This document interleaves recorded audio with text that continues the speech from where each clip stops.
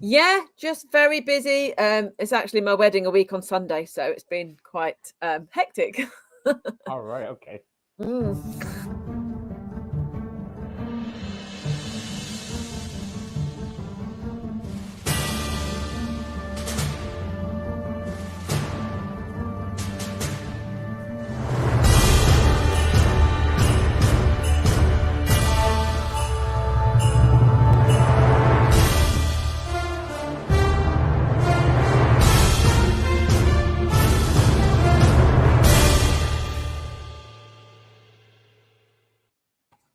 Good afternoon, everybody, and welcome to my first of many today. Anyway, good afternoon, and it's dull here in the southwest of England, but I think it just told me something exciting coming up. You're I am a week on Sunday, finally. Yes. finally. How long Yes, have you been waiting to get married for? we postponed it by a year. Um, Yeah. so actually, by the time it gets here, it'll have been nearly 3 years since we started planning. So it's Oh been a well. while. Mm. So you could have a big wedding then.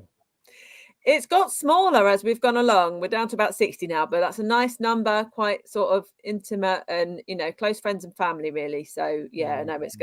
going to be awesome. Oh well. No invite for Steve, you know.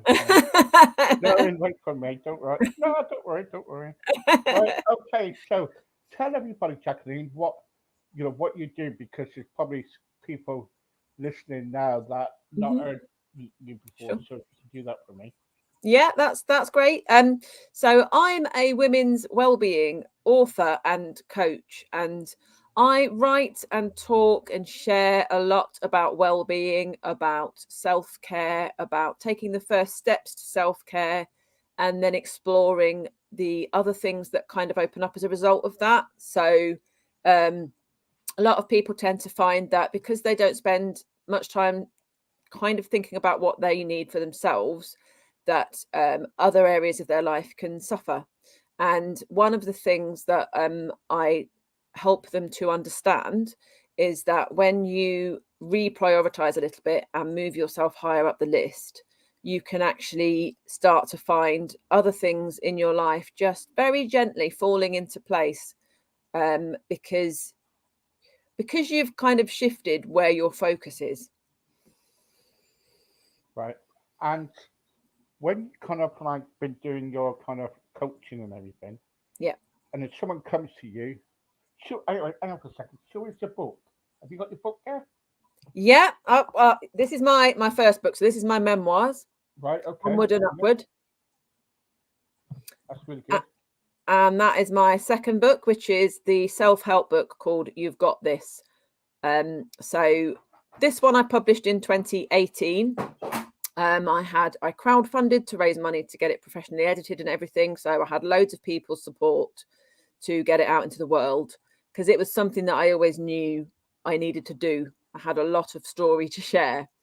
And the second book that I've actually done myself is a self help book that explores in much more detail lots of the different methodologies and things that I tried, experimented with, and learnt about to get me through a lot of the things that happened in my first book.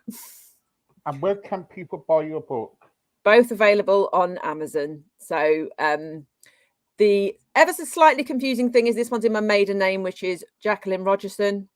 And this one is in my soon to be married name, which is Jacqueline Kent, which I decided to do because we knew that that was happening anyway. So, but you can find them. They're kind of in related categories on Amazon. So it's quite easy to go from one to the other. And they're also related to obviously things that I put on social media. So you can easily find your way to me from there once you've picked them up and had a little bit of a look through. Let me put that one down because I'm getting confused with the reflection thing going on. Yeah, The yeah, first yeah, the first book is described as one of those books that you can't put down because um, as people start reading through it, they can't quite believe what they're reading because yeah. it covers so many different things that happened to me over a period of, well, pretty much 25 years. And it was almost never ending I know until was it. one day, Yeah, thankfully, everything yeah. changed and good And stuff that's part started to beauty happen. of what I want to talk about, like this book here. This And one. Yep. yes, please. Yeah, you don't mind, do you? No, absolutely fine. No, that's great. No. Okay. Um, tell everybody what kind of things that you. I know, but tell Mhm. everybody what kind of things did you go through? So my real life roller coaster journey starts at the age of 16. I found out that I was pregnant. I'd been in a relationship with somebody for about 2 months, so we'd not been together very long, and we were actually in quite a solid relationship. So that side of things wasn't a problem. But being pregnant at 16 is never easy, and I learnt a lot of things about becoming more independent and real, kind of all of a sudden I was thrown into the grown up world, because I lived at home. So I did live with my parents and they supported me, but they were always very clear: we will put a roof over your head and you will never go without, but we are not living babysitters. So I was made really, in a fair way, because I totally accepted that that was how it needed to be, that I had to be responsible for my actions. And Yeah. that was like a very early lesson, really, in that. Yeah. What? Um, Yeah. The question is what I want to ask you is yeah. when your mum and dad told you that, when your parents said, right, okay, because you're 16, you got pregnant, and most parents will say, yeah, get on with it, but we will Mm, support you. yeah. What was it like? Was it a culture shock to you? Oh, yes. So part of the complication for me was that my boyfriend's parents at the time wanted nothing to do with us initially. Anyway, I had it from two sides. So my parents were basically, they weren't impressed. I'll be honest, and I don't blame them, but they were still supportive and they were able to show me love and take care of me while I figured out what I wanted.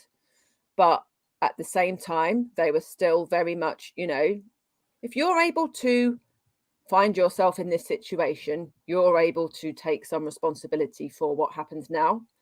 And really, what happened was that I quite quickly became a little bit isolated because, I was at that age where I just started college. People were just discovering nightclubs and alcohol and Mm, parties, and I wasn't doing any of those things. I was at home thinking about when I was going to be able to afford to buy a cot or a pram or, all of those sorts of things. yeah. My teen years were really quite different to a lot of people that I was surrounded by. And I was lucky to have the support of very close friends. But it was really, really hard, really hard. It is hard. And what would you say, as we're digging through your book, what would you Mhm, say to people at this point in time? Because there's many girls out there, you know, many young people out there at the moment who mhm, kind of like goes into a relationship, have sex, and mhm. sometimes they find that they're going to be pregnant and everything, then possibly abortion or whatever. What would you say now to these young people who are in relationships? Do you think is it worth it? It's really about not being in a hurry to grow up. I don't know necessarily that I was, but I wanted what kind of wanted to do what my friends were doing, to be honest. Mm, Some of them were in these relationships, and I was just like, I wanted to do those things. And I found myself with someone that might possibly be a thing with, and we got on well. So why not? And I didn't really, it didn't take that long. You know, when you think about it, at 16, you could really be sort of like just going out with them for quite a long time and getting to yeah, know them properly, rather than doing all the things and then getting to know them afterwards. Totally different way of doing things and much harder to navigate. yeah. It's kind of like because I remember when I was 18, I kind of like I went into a relationship with somebody, Hmm. and she got pregnant, and I had to marry her. Right. It's Mm, and my parents said just you got to get get on with it, that's what you do. Yeah. and that's what you do. They just leave you to it. Yeah. They're there to support you, but the trouble Mm, is, you lost all your teenager years then, don't you? hmm. Mm. And I didn't, at the time, I was too in the thick of it to really grasp that. Yeah. I struggled. I can remember quite a lot of times just lying on my bed crying because I couldn't Concote. express what was going on. It was huge. It was so huge that I didn't really understand it myself. I was just doing the things I needed to do to, Get make by, sure that it all, make sure that it all turned out okay. I was doing my A levels. I was at college. That in itself is stressful, and when you've got pregnancy hormones and everything else flying around, I can remember so many months where I seemed to just walk around in this haze of just putting one foot in front of the other to get through the days. Yeah. Was your boyfriend supportive? He was. We were actually together for 11 years, so it wasn't a fly by night thing. We had a very grown up relationship. We're both quite mature for our age, and I think that made a difference. He was very good at accepting the responsibility of understanding that he had to help provide for the baby. So it was never all left down to me. He was very involved with the nappy changing and all of that sort of stuff. He was there at the birth, that kind of thing. So I was very lucky in that respect, definitely. Good. And what did you have? Was it a girl or a boy you had? A beautiful bouncing £8 11 ounce baby boy. Ah, right, okay. And how old is he today? How old is he? He's 29 now. 29. Yeah. Gosh, Mm, gosh, yeah. 29. Mm, And so as you went on, so you had your boy and yeah. you moved on. What happened next? So what happened then was the boyfriend that I was with, he was all set to have a glowing career, and he needed to go to university for that to happen. Because we'd had, the minor distraction of having a baby in the middle of our A levels, his grades weren't quite up to scratch. So he only managed to get a place in Derby, which at the time we hadn't even heard of. We lived in the south. We lived not too far from London, Hampshire way. All right. And I didn't even know where Derby was. So he went for this preliminary interview and got the place. And we were determined to make it work as a family. So I was like, well, I'm not staying at home with my mum and dad with this baby. We're coming with you. And it wasn't me telling him, but we made the decision between us that was how it needed to be. And so it was actually a window of about 2 weeks. So from my parents converting the garage so that we could live there with them and all of that sort of stuff, we upped sticks within 2 weeks and left home. And 140. what did your parents say? They were in shock, I think, to be honest. It was really, really hard because I don't think that we'd ever really thought that far ahead. And again, they were amazingly supportive. They really were. I couldn't have done it without them being the way that they were. But it was hard for everybody because, all of a sudden our little family had disappeared because we were quite far away. We didn't have transport. We didn't have a car or anything. So we couldn't just come and visit, and because we couldn't afford it. And so life kind of changed very quickly again in quite a short space of time. And I was then stuck I was 150 miles from home. I knew nobody. I had no money. I was looking after my toddler. He was like 16 months old. And my boyfriend was out at university all day, nearly every day. And it was tough, really, really tough. And I didn't, again, comprehend how difficult I found it. It was only because I kept a diary at the time of how much I struggled that when I came to look back at that diary, I was like, wow, I can't believe how low I was. And I didn't really tell anybody. Sorry. At that point, did you think, no, I can't cook this. I want to go back home again? Do you know what? Not once. My attitude was, I made this bed. I'm going to lie in it. This is what I chose. And it's not fair to anybody else for me to then go, oh, I don't think I want to do this now. I just got on with it. And we had visitors, friends that had been really supportive would come and see us and stay. Family would come for weekends. And the thing was, I used to look forward to it, but I used to also dread it in equal measure because my boyfriend wasn't a particularly easy person to be around. And there were difficulties there. So it actually became like a double-edged sword of, I can't wait to see people, yet I hope nothing happens that upsets anybody while they're Is here. he was he so he wasn't like social? He wasn't a social person then, Not at all. No, right? no, no. He didn't really enjoy people being in his space, Okay. which was So we'll hard. carry on. Yep. So you're at you. So he's at uni. You're looking after the child. Yeah. Then the next point is what it Yeah. should So happen, didn't it? yeah, I was 18 when we left home, and the following year, in our wisdom, we decided it would be nice to grow our family, and try for another baby, which happened within a few months. I found myself pregnant. And I was actually over the moon when I found out I was pregnant the second time, because it was one thing that I felt like I'd decided I wanted to do this and it was going to happen. Did it put And you off? Didn't that put you off by having your first one because of all the hard work?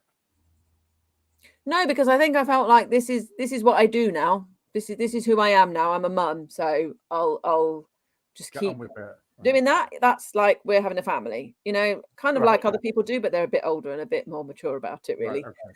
Um, and very, very sadly, on the day that my second son was actually due to be born, he died in the womb, and I had to deliver him the following day. So he was stillborn. Cool. I'm so sorry about that.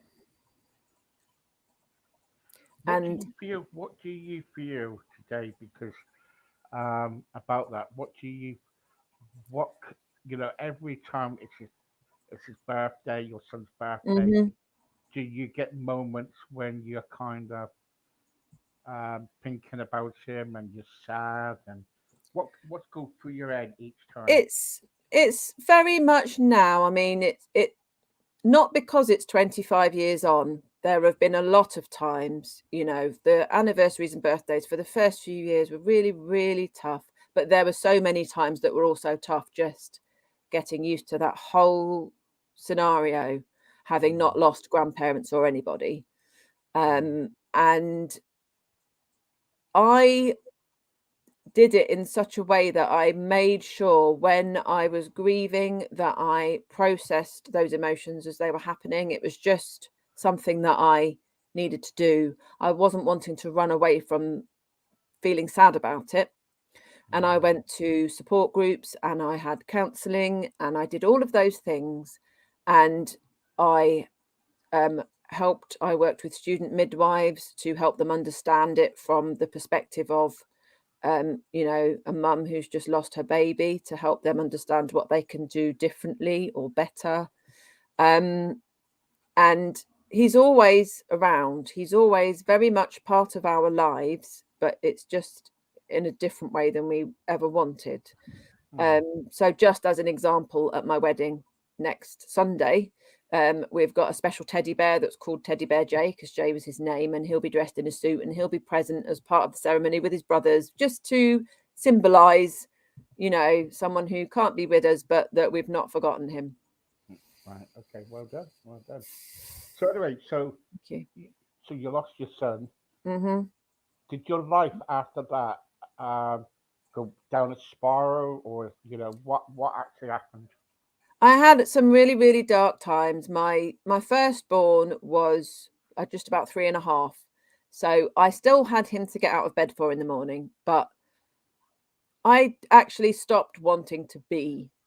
I just couldn't. It was so hard. And I felt really like nobody could understand.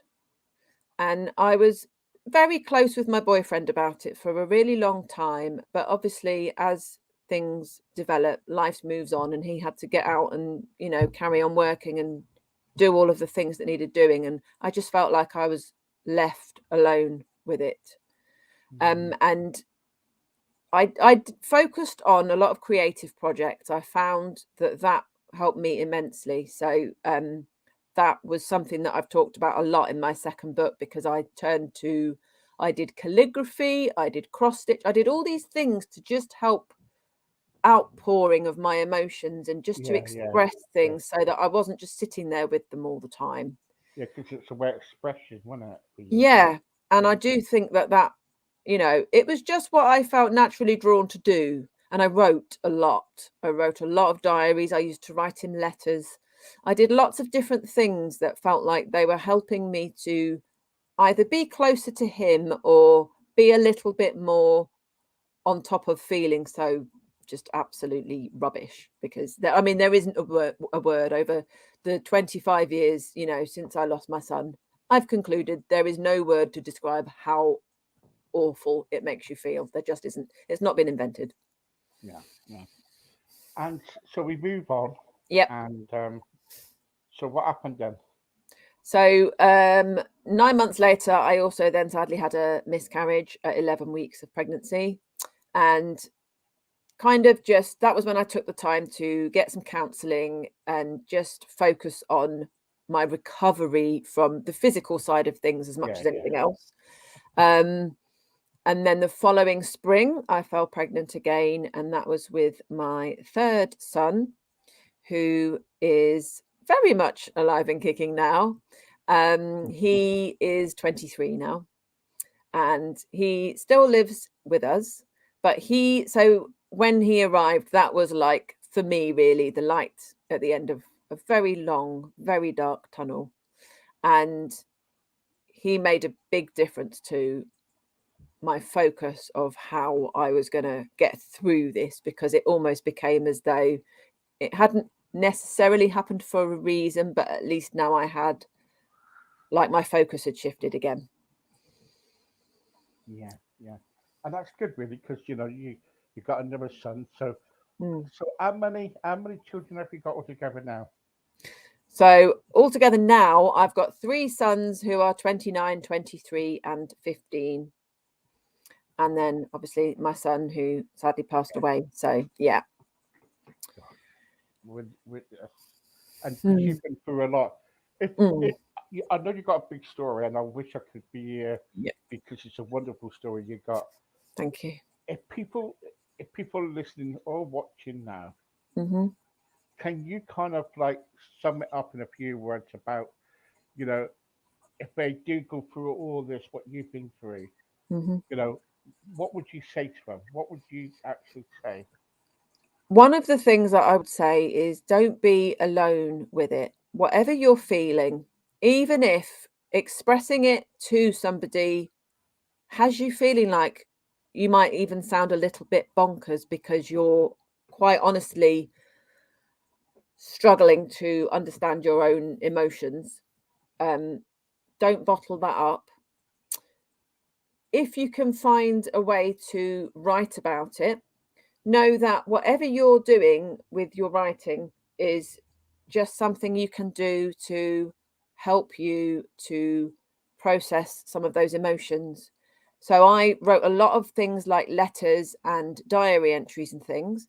Never in a million years intending to share anything with anyone. It was purely for me. And then it didn't matter what I was saying, it didn't matter how I sounded, but it was just helping me a little bit to just start to process some of the really intensely difficult emotions. And I've found writing to be so therapeutic in every difficulty that I've had on my journey. I've always written about it. And actually, some of those diary entries are used in my book because they're so powerful, the way that the emotions have been expressed, to help people understand where I was at the time. Yeah, yeah, yeah. So don't be alone with it. Brilliant. Jacqueline, thank you very much for coming You're back very on. welcome. Okay, Thank and you. all the best for your wedding, and I Thank hope it you. all goes well for you. And send me some cake back. I'll have a go at that. I'm sure we can figure something out. Right, send me some Okay. cake back, even though I didn't get an invite. That's really bad of me. And anyway, but so what are you having? You having a church wedding? We're actually having a wedding in a Masonic lodge. So it's a hall, and it's kind of we've got a celebrant-led ceremony, so there's some really unique, unusual elements to it. So it's gonna be good. It's gonna be epic. good. And you have a good wedding, and Thank you you. know, and and soon I'll kind of like contact you again, and we can get you back on Sure. again. Happy to. So Yep, happy happy you to. are. That's great. Thank you. Thanks so Thank much. you. Bless All you. right. Bye bye. Take Bye. care. Bye.